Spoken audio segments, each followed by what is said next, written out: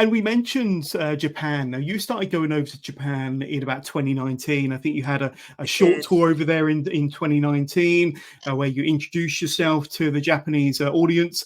You went over there again. Now, I think it was in about October 2022. And then more recently, you had your longest tour over there. I think it was maybe for a month or two in the second half of 2023. I'm going to flash up some pictures here, probably from when you first got introduced over there, when you were first going over there, 2019, and some early pictures. Yeah, that was my first ever time in Japan. Some stunning pictures here. Oh, And I look like such a baby in the first photo. Crazy. Not at all, but 5 years ago. Wow, that long ago, really. Absolutely fantastic. And maybe some more. I think this might have been of 2022 when you were over there with Rhea O'Reilly. I think I know exactly why you're so popular over in Japan, because I think that usually the foreigner, the British wrestler will normally be the heel, and I think you're kind of like you're one of the baddest heels over here in the UK. I'm sure over in the UK it's very much the same. But what's your relationship like with the audiences over there and with the wrestling promotions you've wrestled for so far? I absolutely adore Japan, and I love going there to be a wrestler. I think it's truly the best place in the world for wrestling. The level of wrestlers over there and the level of performance and shows is just incredible. And the level of dedication as well to training and everything that it takes to be a wrestler is just really eye-opening and amazing to be around. So as you mentioned, the first time I ever went to Japan was in November 2019, and it was totally a dream come true. It had always been a huge bucket list item of mine to go to Japan and wrestle in Japan. And I went over there with Tokyo Joshi Pro Wrestling, TJPW. And that was one of the best experiences of my life. And even though I was only there for 2 weeks, I think I did 5 matches. So it was really full on. And I also got a lot of sightseeing time. And I was able to make so many memories with such amazing, amazing friends.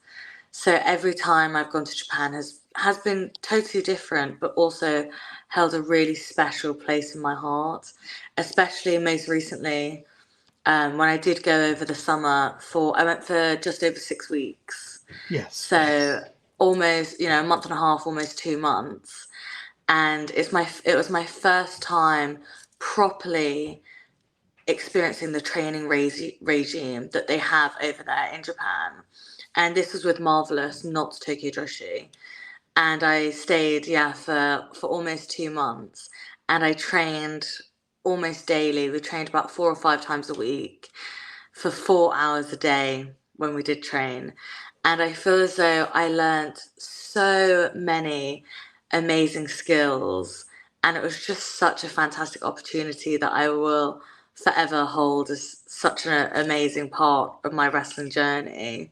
Absolutely. And although that was your most recent kind of stint over in Japan, you said it was 6 weeks, nearly 2 months. What are some of your biggest takeaways from your time over there, especially the more recent, longer tour, of course, that you just explained? Because, being out there training every day, the training regime is grueling from what I've heard from other talent that have been over to Japan. But what are some of your biggest takeaways from your time in Japan that you try to utilize and practice elsewhere across the world and the UK, of course? I think it totally opens your eyes up to their level of dedication and their level of training. It is totally grueling. It's unlike anything you can really imagine. The training is so good and so specific. And I think that is the biggest part that I take away from Japan. It really is their mindset.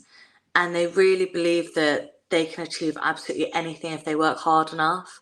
And I'm a huge believer in that. I really think anything that you put your mind to, you can do and you can achieve if you're willing to put the work in and put that effort in. And that's just so evident when I go over to Japan.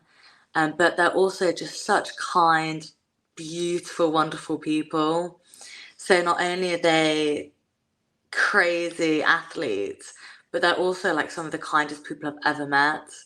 And I think it really inspires you personally to do better and to be better and to train harder and always try and be nice and in a good mood. And I think it really, really helps you as a overall person. You know, I think you learn a lot of life skills for sure.